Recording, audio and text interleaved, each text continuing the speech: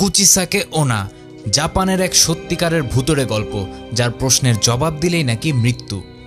ভৌতিক কাহিনী সবসময় রহস্যপিপাসু মানুষদের আগ্রহের এক বড় জায়গা দখল করে থাকে।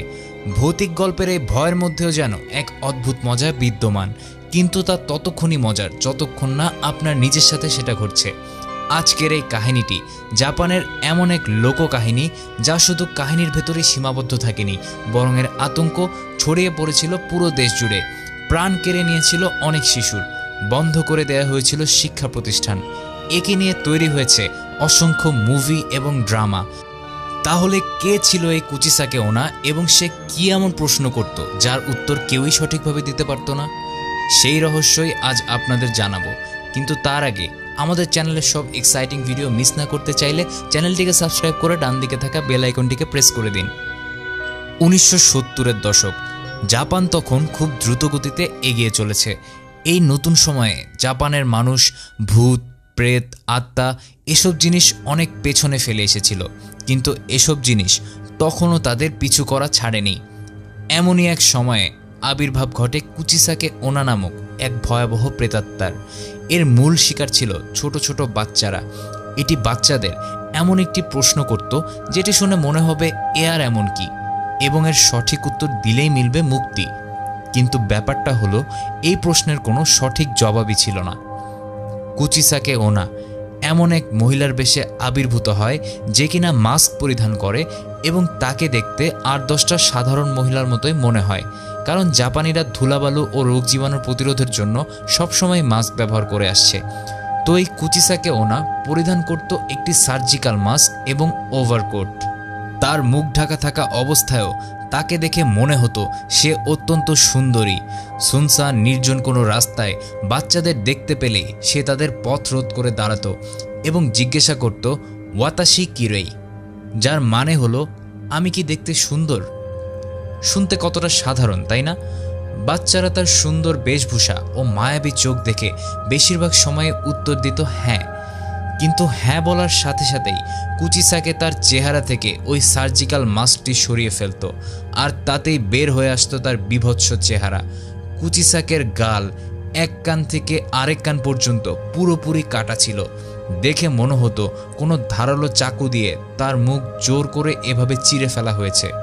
নিজের এই আসল চেহারা দেখানোর পর সে বাচ্চাদের পুনরায় জিজ্ঞেস করে আমি কি এখনো সুন্দর? এই দৃশ্য দেখে বাচ্চারা অত্যন্ত ভয়ে হতচকিয়ে উঠত। আর দ্বিতীয়বার প্রশ্নের জবাবে বাচ্চারা যদি বলতো না তুমি আর সুন্দর নেই, তাহলে তার ওভারকোট থেকে একটা বড় কাঁচি বের করে সেটি দিয়ে তাকে মেরে ফেলত। কিন্তু বাচ্চাটা যদি জবাব দিত হ্যাঁ তুমি এখনো সুন্দরী, তাহলে সে তার কাঁচি দিয়ে বাচ্চাটির মুখ তার মুখের মতো করে কেটে দিত, যার দরুন অতিরিক্ত রক্তক্ষরণ হবার ফলে বাচ্চাটির মৃত্যু ঘটত। আবার যদি কোনো উত্তর না দিয়ে তাকে এড়িয়ে দৌড়ে পালানোর চেষ্টা করা হতো, কুচিসাকে তাকে তার ঘর পর্যন্ত ফলো করে রাতে নির্মমভাবে হত্যা করত। 70-এর দশকে এত পরিমাণ মানুষ এই কুচিসাকের শিকার হয়, যার কারণে এটি লোকমুখে পুরো জাপান জুড়ে ছড়িয়ে পড়ে। সরকার সবখানে অতিরিক্ত পুলিশ মোতায়েন করে, বাচ্চাদেরকে একদমই একা বাইরে যেতে দেয়া হতো না, এবং একটু বড়রাও সন্ধ্যার পর বাইরে যাওয়া বন্ধ করে দেয়। 1970 থেকে 1979 সাল পর্যন্ত এই প্রেতাত্মা বাচ্চাদের ধাওয়া করে আসছিল। 2007 সালে এক গবেষক 1979 সালে এর কিছু অস্তিত্বের প্রমাণ খুঁজে পান। এক মহিলার এমন এক রহস্যজনক মৃত্যু ঘটে যেখানে মহিলাটির মুখ ছিল চেরা এবং সে এক গাড়ির সামনে ঝাঁপ দিয়ে আত্মহত্যা করে। তাহলে কে ছিল এই কুচিসাকে ওনা এবং তার উৎপত্তি বা কোথা থেকে? কুচিসাকের উৎপত্তি নিয়ে বেশ কিছু ভিন্নমত রয়েছে, তবে বেশিরভাগ জাপানি ঐতিহাসিকগণ মনে করেন 800 থেকে 1000 বছর আগে কুচিসাকে ওনা নামক জাপানে এক অত্যন্ত সুন্দরী মহিলা ছিল। নিজের সুন্দর রূপ নিয়ে তার ভেতর বেশ অহংকার ছিল। তার স্বামী ছিলেন একজন সামুরাই বা যোদ্ধা। তলোয়ার যুদ্ধে বিশেষ পারদর্শিতার জন্য সামুরাইদের খ্যাতি সারা বিশ্ব জুড়ে। কুচিসাকের স্বামী তাকে প্রচণ্ড ভালোবাসতেন। এক যুদ্ধের সময় তার স্বামীকে ঘর ছেড়ে যুদ্ধের ময়দানে যোগ দিতে হয়, এবং এই যুদ্ধ লম্বা সময় ধরে চলে।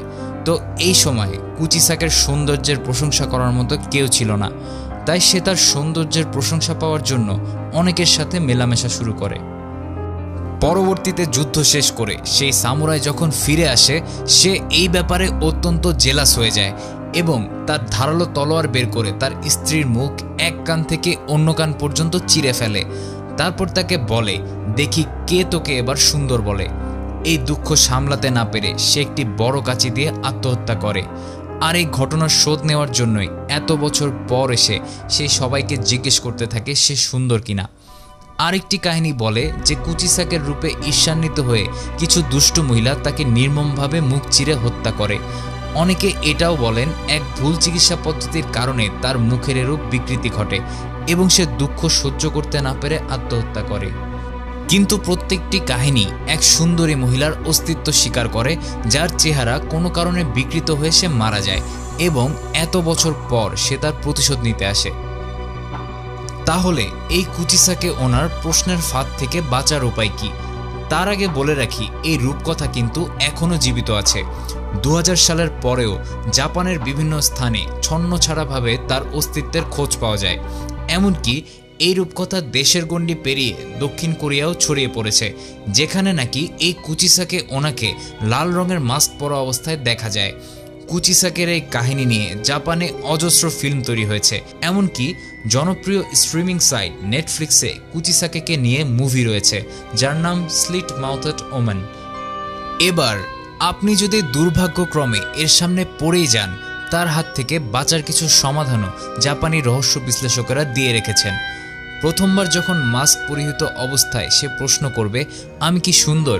তখন উত্তরে বলতে হবে হ্যাঁ। কিন্তু দ্বিতীয়বার যখন মাস্ক খুলে সে তার বিভৎস চেহারা দেখাবে, তখন হ্যাঁ কিংবা না এর কোনোটাই উত্তরে দেওয়া যাবে না, বরং তাকে কনফিউজড করার চেষ্টা করতে হবে। যেমন আপনি বলতে পারেন, তুমি দেখতে মোটামুটি সুন্দর, বা আমি কিছুটা কনফিউজড, আমাকে ভাবতে একটু সময় দাও।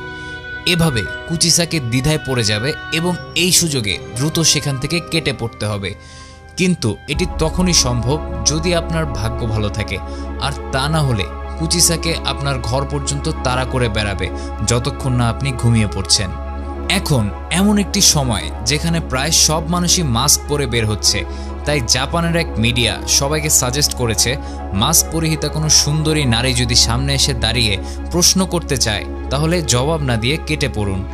আমরা আপনাকে সাজেস্ট করতে পারি, আপনি যদি কুচিসাকের সামনে পড়েই যান তবে থেকে প্রশ্ন করতে পারেন, তোমাকে নিয়ে তো অনেক কাহিনী প্রচলিত আছে, এর মধ্যে কোনটি সত্য? আপনি যদি ভাগ্যক্রমে বেঁচে যান তবে কুচিসাকে কি উত্তর দিল তা কিন্তু কমেন্টে লিখে জানাতে ভুলবেন না।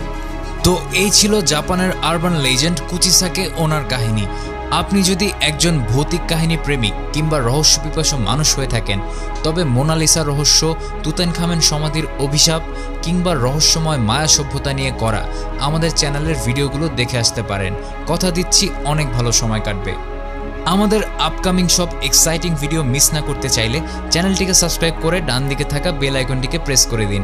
আর যদি ভিডিওটি ভালো লেগে থাকে তাহলে ভিডিওটিতে একটি লাইক দিন এবং কুচিসাকের আজকের কাহিনীটি কেমন লাগলো তা কিন্তু আমাদের কমেন্ট করে জানান।